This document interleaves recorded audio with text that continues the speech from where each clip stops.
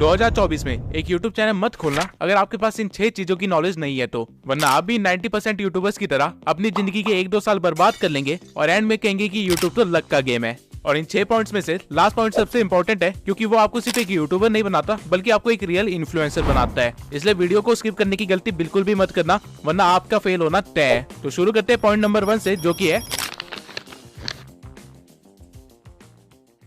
2024 के शुरू होते ही आप लोगों ने एक रेजोल्यूशन तो बना ही लिया होगा कि इस साल मैं अपने चैनल पे इतने सब्सक्राइबर्स तो गेन करके रहूंगा ही रहूंगा, या फिर एक नया चैनल बनाऊंगा और उसे किसी भी हालत में मोनेटाइज करवाऊंगा। लेकिन 1 महीना हो गया है और आपको कुछ भी ग्रोथ नहीं दिख रही है और आप ऑलरेडी गिव अप करने की हालत पे हो। इसका रीजन ये है कि आपको पता ही नहीं है कि YouTube का एल्गोरिदम वर्क कैसे कर रहा है। आप जानते ही नहीं हो कि YouTube आपसे चाहता क्या है और बस एक तरफा प्यार की तरह आप अपनी तरफ से एफर्ट डाले जा रहे हो और कोई रिस्पॉन्स नहीं मिल रहा है।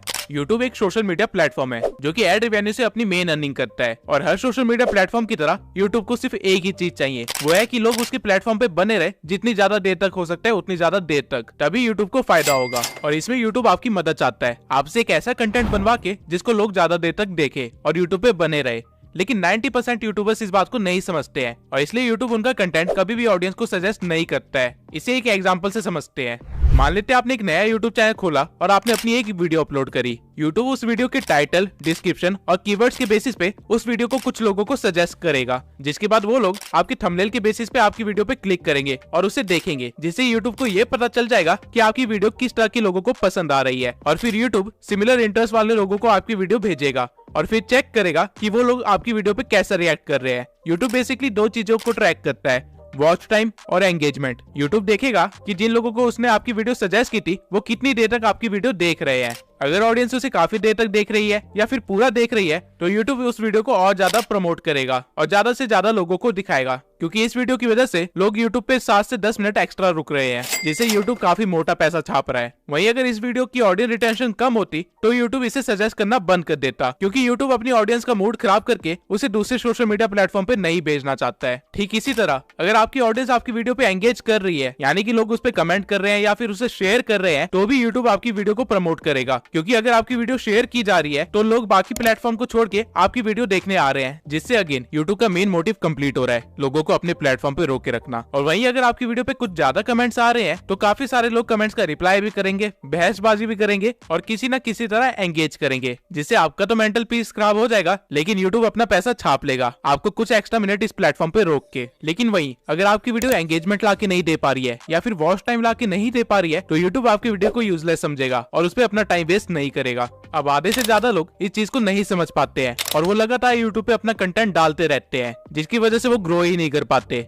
आपको इस चीज को समझने की जरूरत है कि यूट्यूब आपसे आपकी वीडियोस नहीं चाहता है, वो आपसे आपका वॉच टाइम और एंगेजमेंट चाहता है। और ये चीजें कैसे लानी है, आपको इस चीज पे ज्यादा फोकस करना चाहिए। और एक और बहुत इंपॉर्टेंट चीज, एल्गोरिदम टाइम के साथ चेंज होता रहता है। 2014 में जब यूट्यूब पे ज्यादा क्रिएटर्स नहीं थे तब डजंट मैटर कि आप किस तरह की वीडियो बना रहे हैं, अगर आप ज्यादा वीडियोस डाल पा रहे हैं तो आपका वायरल होना कंफर्म था, क्योंकि उस टाइम पे यूट्यूब को ऑडियंस को अपने प्लेटफॉर्म पे लेके आना था, जो कि रेडियो या टीवी में घुसे रहते थे। यूट्यूब उनको अपने प्लेटफॉर्म में फंसाना चाहता था, इसलिए उस टाइम पे जितनी ज्यादा वीडियोस होती थी उतनी ज्यादा वेरायटी होती थी और उतनी ज्यादा लोग अट्रैक्ट होते थे। लेकिन 2018 में जब क्रिएटर्स काफी ज्यादा हो गए थे तब यूट्यूब अपनी ऑडियंस को बुला नहीं रहा था, बल्कि जो ऑडियंस उसके पास है उनको सस्टेन कर रहा था। इसलिए उस टाइम पे यूट्यूब ने लंबी वीडियोस को प्रमोट करना स्टार्ट कर दिया था। अगर आप उस टाइम पे कुछ 1 घंटे की वीडियो या फिर 30 मिनट की वीडियोस बनाते तो आपके वायरल होने के 90% चांसेस ज्यादा थे। और इसके बाद 2020 में एक और चेंज आता है, जब टिकटॉक और रील्स का जमाना स्टार्ट हो जाता है। अब लोगों को लंबी वीडियो नहीं देखनी थी, बल्कि उनको जल्दी जल्दी वीडियोस देखनी थी, और इसलिए यूट्यूब ने शॉर्ट्स इंट्रोड्यूस किए। और इवन अभी भी यूट्यूब शॉर्ट्स को काफी ज्यादा प्रमोट कर रहा है, क्योंकि शॉर्ट्स देखते देखते कब 1-2 घंटे निकल जाए पता ही नहीं चलता। और यही तो यूट्यूब को चाहिए कि आप उसके प्लेटफॉर्म को छोड़ के जाओ ही ना। और एज ए यूट्यूब क्रिएटर अगर आप बिना एल्गोरिदम को समझे वीडियो अपलोड करना स्टार्ट करोगे तो आपका फेल होना ग्रांटेड है। लेकिन क्या एल्गोरिदम एक लौता फैक्टर है जो कि आपके फेल होने का रीजन हो सकता है? नहीं। अगर आप अभी तक इस भ्रम में जी रहे हैं कि आप रोज वीडियो डालेंगे और आपकी कोई ना कोई वीडियो तो वायरल हो ही जाएगी, तो आप बहुत ही जल्दी अपनी मेहनत और टाइम बर्बाद करके क्विट करने वाले हैं, क्योंकि आपको इस चीज को समझने की बहुत ही ज्यादा जरूरत है कि क्वालिटी ओवर पावर्स क्वांटिटी। अगर आप 2 चैनल्स खोलते हैं जिनमें से आप एक चैनल पे साल में सिर्फ 4 क्वालिटी वीडियोस बनाते हैं और वहीं दूसरे चैनल पे साल में 365 वीडियोस बनाते हैं, लेकिन सारी वीडियोस बिलो एवरेज है, तो वो जो 4 वीडियोस वाला चैनल है वो मिलियन सब्सक्राइबर्स गेन कर चुका होगा, वही 365 वीडियोस वाला चैनल हो सकता है कि 10,000 सब्सक्राइबर्स भी गेन ना किए हो। रीजन बीइंग कि वो 4 वीडियोस की क्वालिटी 365 वीडियोस से भी ज्यादा है, और यही रीजन है कि डिकोडिंग वाईटी, मैं और कई सारे छोटे चैनल से इतनी जल्दी ग्रो कर पाए, वो भी इतनी कम वीडियोस में, क्योंकि ये चीज हमें पता थी। अगर आपको क्वालिटी कंटेंट बनाने में 1 महीना लगता है तो कोई बात नहीं, लेकिन बिलो एवरेज कुछ भी मत दिखाइए, क्योंकि अभी यूट्यूब पे ऑप्शंस की भरमार है। अगर ऑडियंस को आपकी वीडियो पसंद नहीं आई तो वो किसी और के चैनल पे जाके उसकी वीडियोस देख लेंगे, और यूट्यूब ये चीज देखेगा तो यूट्यूब उसके चैनल को प्रमोट करेगा। वहीं अगर ऑडियंस को आपकी वीडियो पसंद आ गई तो वो आपकी वीडियोस के लिए वेट किया करेंगे, और यूट्यूब इस चीज को भी देखेगा और फिर वो आपके चैनल को भी प्रमोट करेगा। लेकिन वीडियोस की क्वालिटी बढ़ाए कैसे? तो वीडियोस की क्वालिटी बढ़ाने के लिए आपको कोई महंगे गैजेट्स की जरूरत नहीं है, बल्कि आपको सही टेक्निक्स की जरूरत है, जिससे कि आप सही स्क्रिप्टिंग, वॉइस ओवर और एडिटिंग कर पाओ। अब ऑल्दो और भी कई सारे फैक्टर्स होते हैं जो कि क्वालिटी कंटेंट बनाने के लिए इंपॉर्टेंट होते हैं, लेकिन ये 3 चीजें बेसिक है। और अगर आपको इसको अच्छा करना है तो आप मेरी how to grow on YouTube playlist देख सकते हैं, जहाँ पे मैंने हर एक पॉइंट को अच्छे से डिटेल में एक्सप्लेन किया हुआ है। और जब आप ये प्लेलिस्ट देख के ग्रो हो जाएंगे तब आपको रियलाइज होगा कि आप वो सारी गलतियां करने से बच गए जो कि हमने सालों तक की थी। लेकिन सिर्फ क्वालिटी कंटेंट और एल्गोरिदम को समझने से आप अपने चैनल को फेल होने से नहीं बचा सकते हैं, क्योंकि यूट्यूब अगर आपकी वीडियो ऑडियंस तक पहुंचाएगा ही नहीं, उसे इंप्रेशंस देगा ही नहीं, तो वीडियो का आप क्या ही करोगे। अगर आपको नहीं पता कि रिटर्निंग व्यूअर्स कैसे इंक्रीज करे, या फिर न्यू व्यूअर्स को कैसे गेन करे, या फिर अपनी वीडियो को रैंक कैसे करवाए, या फिर CTR, RPM, CPM जैसी चीजें क्या होती है, तो आप एक बड़े से जंगल में बिना मैप के निकल चुके हैं, जहाँ पे आधे रास्ते में आपको YouTube नाम का एक शेर खाने वाला है। SEO में रैंक करने के लिए बेसिकली आपको 3 चीजों की जरूरत होती है: टाइटल, कीवर्ड्स और थंबनेल। और इनके सिवाय अपने SEO को ट्रैक करने के लिए और उसे और भी ज्यादा इंप्रूव करने के लिए आपको YouTube के एनालिटिक्स को अच्छी तरह से देखना आना चाहिए, क्योंकि अगर आपको अपना एनालिटिक्स समझ नहीं आ रहा है तो आप अपनी ऑडियंस को नहीं समझ पा रहे हो। एंड अगेन, अगर आप अपनी ऑडियंस को समझ नहीं पा रहे हो तो एल्गोरिदम आपकी मदद नहीं करेगा। अब सही से टाइटल, डिस्क्रिप्शन और हैशटैग्स कैसे डालते हैं, इसके ऊपर मैंने ऑलरेडी एक वीडियो बना रखी है। लेकिन एनालिटिक्स को स्टडी कैसे करे, उसे इंप्रूव कैसे करे और उसके साथ उसको ऑप्टिमाइज कैसे करे, इसके ऊपर मैंने अभी तक कोई भी वीडियो नहीं बनाई है। तो अगर आप लोग चाहते हैं कि मैं इस टॉपिक पे एक वीडियो बनाऊं तो कमेंट सेक्शन में एनालिटिक्स लिख दीजिए। 1000 कमेंट्स होते ही मैं वीडियो बनाना स्टार्ट कर दूंगा। बस सोचिए, आप सब कुछ सीख जाते हैं और अपने चैनल की क्राइटेरिया को पूरा करने के बाद उसे मोनेटाइजेशन के लिए अप्लाई करते हैं और YouTube आपको रिजेक्ट कर देता है। ऐसा होने की चांसेस बहुत ही ज्यादा है अगर आपको नहीं पता कि YouTube की पॉलिसीज और गाइडलाइंस क्या है। YouTube की नई पॉलिसी के अकॉर्डिंग आप अपने चैनल को 500 सब्सक्राइबर्स और 3000 वॉच आवर से भी मोनेटाइज करवा सकते हैं, या फिर शॉर्ट्स के 3 मिलियन व्यूज से भी। ये क्राइटेरिया पहले 1000 सब्सक्राइबर्स और 4000 घंटे का था और 10 मिलियन शॉर्ट्स के व्यूज। लेकिन यहाँ पे YouTube एक गेम खेल रहा है। आप अगर 500 सब्सक्राइबर्स के साथ अपने चैनल को मोनेटाइज करवाते हैं तो आपको एड रेवेन्यू नहीं मिलेगा, बल्कि आपको सुपर चैट, मेंबरशिप और मर्चेंडाइज का ऑप्शन मिलेगा, जिनसे की काफी कम अर्निंग होती है। आपको एड रेवेन्यू नहीं मिलेगा, जो कि हमारा मेन सोर्स ऑफ इनकम होता है। लेकिन यूट्यूब ने ऐसा क्यों किया? अपने क्रिएटर्स को बचाने के लिए। यूट्यूब आप पे मेहरबान नहीं हो रहा है, बल्कि टिकटॉक ने अपना क्राइटेरिया लो कर दिया था, इसलिए यूट्यूब को भी लो करना पड़ा, ताकि उसके क्रिएटर्स यूट्यूब को छोड़ के टिकटॉक पे ना भागे। और अगर आपको लग रहा है कि आप सिर्फ शॉर्ट्स बना के वायरल हो जाओगे और अपने यूट्यूब चैनल को मोनेटाइज करवा लोगे, तो let me tell you one thing, shorts पे अर्निंग ना के बराबर है, अंटिल आपके हर शॉर्ट्स मिलियन व्यूज के ऊपर ना जा रहे हो। बल्कि एक शॉर्ट को वायरल करने से ज्यादा आसान एक लॉन्ग फॉर्म कंटेंट को वायरल करना है। लेकिन यूट्यूब ने आपके दिमाग में इसकी टोटली अपोजिट चीज भर दी है, जिसकी वजह से आप काफी ज्यादा टाइम और मेहनत बर्बाद करने वाले हैं। अगर आपको सिर्फ वायरल होना है तो शॉर्ट्स आपके लिए सही चीज है, लेकिन आप अगर यूट्यूब पे एक करियर बनाना चाहते हैं और यहाँ से अर्निंग करना आपका मेन गोल है, तो आपके लिए शॉर्ट्स सही चीज नहीं है।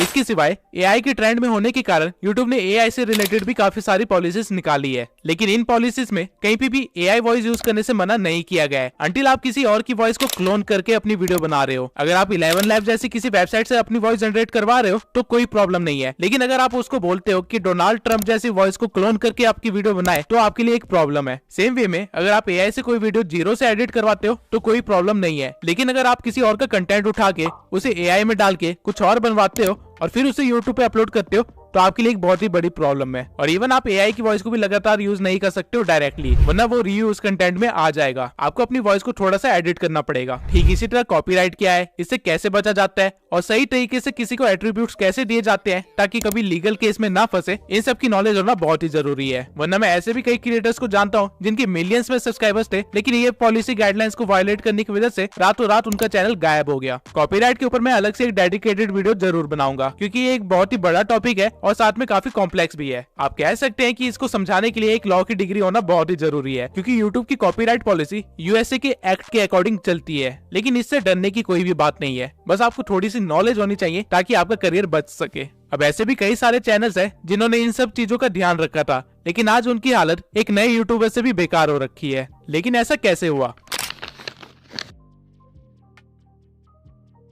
यूट्यूब एक रियल बिजनेस है और हर बिजनेस की तरह यहाँ पे भी कंपटीशन है, और अगर आप अपने कंपटीशन को नहीं भाप पाए तो आपका कंपटीशन आपको खत्म कर देगा। और कुछ ऐसा ही हुआ है जुन्नू की टेक और फैक्ट टेक के साथ। और ये प्रॉब्लम आपको सिर्फ तब नहीं आएगी जब आप ग्रो कर चुके होगे, बल्कि आप जब ग्रो करने की कोशिश कर रहे होगे तब आपको रियलाइज होगा कि आपसे बेहतर चैनल्स आपके बिल्कुल बगल में ही खड़े हैं और आपसे कम्पीट कर रहे हैं। और अगर आपको उनको पीछे छोड़ना है तो आपको कुछ ऐसा करना पड़ेगा जो कि कोई और नहीं कर रहा है, वरना आप भी उन 90% यूट्यूबर्स की तरह इस कंपटीशन में दब के खत्म हो जाओगे। अब अगर आप सोच रहे हैं कि मैं नीश ही ऐसी सिलेक्ट करूंगा जिसमें कंपटीशन ना के बराबर हो, तो आप बहुत ही गलत हो, क्योंकि ऐसी कोई भी नीश नहीं है जिसमें कंपटीशन ना हो। आप कुछ भी इमेजिन कर सकते हैं और जब आप सर्च करेंगे तो आपको उसमें कंपटीशन मिलेगा ही मिलेगा। तो कंपटीशन से बचे कैसे? इसका सिर्फ एक ही तरीका है कि आपको ट्रेंड के साथ चलना पड़ेगा, एडेप्टेशन करनी पड़ेगी और साथ में अपनी एक यूनिक आइडेंटिटी बिल्ड करनी पड़ेगी। इवन हमारी नीश में भी काफी सारे क्रिएटर्स 5 साल से भी पहले बैठे हुए हैं, लेकिन पिछले 1 साल में एक नया ट्रेंड आया है जिसकी वजह से इन बड़े क्रिएटर्स को भी मुश्किल का सामना करना पड़ रहा है। वो है एडिटिंग का ट्रेंड। ये सारे क्रिएटर्स अपनी फेस कैम वाली वीडियोस को हटा के अब एक व्हाइट बोर्ड पे आ गए हैं, जहाँ पे ये व्हाइट बोर्ड पे सारी चीजें एक्सप्लेन कर रहे होते हैं। लेकिन नए ट्रेंड में जहाँ एडिटिंग के थ्रू हर चीज को एक्सप्लेन किया जा रहा है, उसे ये अडेप्ट नहीं कर पाए, जिसकी वजह से छोटे चैनल्स भी इनसे ज्यादा व्यूज ले जा रहे हैं। और ठीक इसी तरह छोटे चैनल्स में भी कॉम्पिटिशन काफी ज्यादा बढ़ गया है, जहाँ पे ग्रो करने के लिए आपको कुछ यूनिक करना पड़ेगा। और वो कोई भी छोटी सी चीज हो सकती है, चाहे आपके बोलने का तरीका हो सकता है, आपकी स्क्रिप्टिंग का स्टाइल हो सकता है, या फिर मेरी तरह एक एआई अवतार हो सकता है, लेकिन कुछ अलग जो कोई और ना कर रहा हो। अब अगर आप कंपटीशन से बच भी गए तो आपको वो करना है जो बड़े क्रिएटर्स मजबूरी में नहीं कर पाते हैं और छोटे क्रिएटर्स बिना किसी प्रॉब्लम के कर सकते हैं। 2024 में हर क्रिएटर को पता है कि उसकी ऑडियंस की वैल्यू कितनी है, इसलिए वो रेगुलर बेसिस पे Q&A और लाइव स्ट्रीम्स करते रहते हैं। लेकिन अगर आपने इन चीजों को इग्नोर करने की गलती की तो आपका यूट्यूबर बनने का सपना सपना ही रह जाएगा। ऑडियंस को कोई सेलिब्रिटी नहीं चाहिए, बल्कि उनको एक मेंटोर या फिर एक फ्रेंड चाहिए जिससे वो इन्फ्लुएंस हो सके या फिर जिनके साथ वो आगे बढ़ सके। और ये डिफरेंस आप तभी क्रिएट कर सकते हैं अगर आप उनसे एंगेज हो, डायरेक्ट डीएम के थ्रू, कमेंट्स के थ्रू, Q&A के थ्रू या फिर लाइव स्ट्रीम के थ्रू। जब तक मेरे इस चैनल पे 10,000 सब्सक्राइबर्स नहीं हो गए थे, तब तक मैं अपने इंस्टा पे डायरेक्ट डीएम के थ्रू हर एक बंदे का रिप्लाई किया करता था और उनकी हेल्प करता था। मैं पर्सनली भी काफी लोगों को गाइड किया है और मैसेजेस के थ्रू मैंने 1000 से भी ज्यादा लोगों से एंगेज किया है और उनको इस बात से खुशी मिलती है। वो लोग मुझे एज ए यूट्यूबर से बढ़ के एक फ्रेंड और एक मेंटोर की तरह देखते हैं और अनकंडीशनली सपोर्ट भी करते हैं। और इसी वजह से मेरा नेटवर्क भी इतना स्ट्रांग हो पाया, जिसकी वजह से मुझे काफी सारे नए यूट्यूबर्स से मिलने का मौका मिला और काफी सारे स्ट्रगलर्स से भी मिलने का मौका मिला, और हम सब एक दूसरे की हेल्प करते हुए आगे बढ़े हैं। जैसे कि मेरी पिछली वीडियो का थंबनेल देवेश ने बनाया था, जिसको मैंने हेल्प की थी यूट्यूब पे ग्रो करने के लिए। आप एक बार जाके उसका चैनल भी देख सकते हैं। इवन आज भी सोने से पहले मैं कम से कम 20 से लेकर 30 डीएम्स का रिप्लाई करता हूँ, और इससे एक ऐसा इम्पैक्ट बना है कि कल को अगर मैं कोई एक नया चैनल भी खोलता हूँ, भले कुकिंग के ऊपर ही क्यों ना हो, वो लोग मेरे को सपोर्ट करेंगे। डजंट मैटर कि मैं क्या कर रहा हूँ। जैसे जैसे चैनल ग्रो होने लगता है, आपके पास काम बढ़ने लगते हैं और आपके पास ऑडियंस से एंगेज करने का उतना ही कम टाइम बचता है। लेकिन मेक श्योर जिन्होंने इस चैनल की स्टार्टिंग में आपको सपोर्ट किया था, आप उनको एंड तक सपोर्ट करो, क्योंकि वो स्कूल फ्रेंड्स की तरह होते हैं। और क्योंकि आज मुझे मौका मिला है, तो मैं अमन पटेल के साथ साथ उन सभी सब्सक्राइबर्स को थैंक यू बोलना चाहता हूँ जो मेरे चैनल की स्टार्टिंग से लेके अभी तक मेरे साथ बने हुए हैं, और इनको मैं एज अ ट्रू फैमिली मानता हूँ। अब आपको वो सारे 6 पॉइंट्स पता है जो आपको ध्यान में रखने चाहिए 2024 में एक यूट्यूब चैनल खोलने से पहले। और अगर आपने सोच लिया है कि आप एक यूट्यूबर बन के ही रहेंगे, तो मेरी इस प्लेलिस्ट को जरूर देखना। आप ऑलरेडी अपने कंपटीशन से काफी ज्यादा आगे बढ़ चुके होंगे। इसी के साथ इस वीडियो को खत्म करते हैं। मैं गिव अवे का विनर अगली वीडियो में अनाउंस करूंगा, और अगली वीडियो एक Q&A होगी, जहाँ पे मैं यूट्यूब से रिलेटेड हर क्वेश्चन का आंसर दूंगा। तो कमेंट सेक्शन में अपने क्वेश्चन लिख दीजिए, क्योंकि अगली वीडियो में उसका आंसर मिलने वाला है।